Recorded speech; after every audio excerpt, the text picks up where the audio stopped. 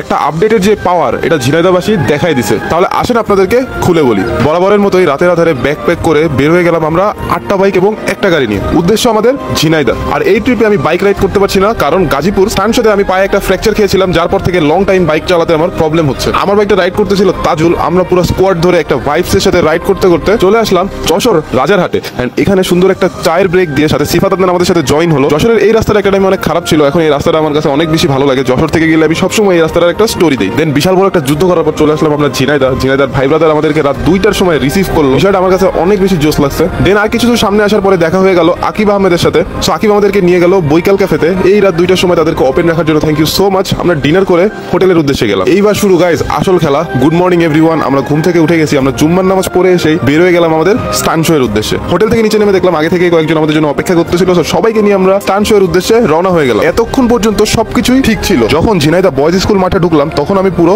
থমকে গিয়েছিলাম। প্রতিটা জায়গা মানুষে পরিপূর্ণ ছিল। মনে হচ্ছিল পুরো ঝিনাইদহ শহর চলে আসছে আমাদের স্টান শো দেখার জন্য। কিন্তু এর ভিতরেও একটা বড় চ্যালেঞ্জ ছিল। গ্রাউন্ডে যত মানুষ ভিড় করেছিল সে তুলনায় ভলেন্টিয়ার ছিল খুবই কম। মানে যেভাবে দর্শক কন্ট্রোল করা দরকার ছিল সেটা করা সম্ভব হয়নি।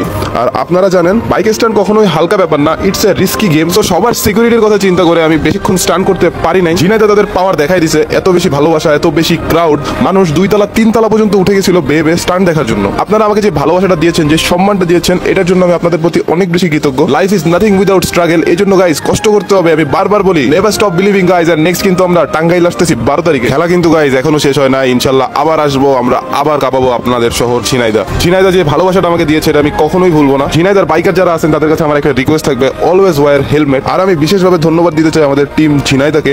তাদের কঠোর পরিশ্রম ছাড়া এই শো কখনোই সম্ভব হতো না। বিশেষ করে আকিব আহমেদ, রুবাই ভাই এবং সব থেকে বেশি কষ্ট করছে সানি। ছেলেটা দিন রাত এক করে আয়োজনটা সফল করার চেষ্টা করেছে। একটা কথা আমি সবসময় বলি, stunt riding is not a crime, it's a game. যাই হোক, এরপর 10 মিনিট ছাউনির নিচে রেস্ট নেওয়ার পর আমরা চলে গেলাম ঝিনাইদহ গ্যাজেটসে। শপটার ওনার আমাদের রুবাই ভাই। ঝিনাইদহবাসী যারা আছেন তাদের কাছে আমার রিকোয়েস্ট থাকবে তার শপটা একবার ঘুরে আসবেন। তার শপে অনেক ভালো কালেকশন আছে। বেশ কিছু নতুন অভিজ্ঞতা নিয়ে ফিরছি আমি খুলনা। ঝিনাইদহ অনেক বেশি ভালোবাসা দিয়েছে। Thanks for watching. আসসালামু আলাইকুম। Shahriar Mahmud signing out.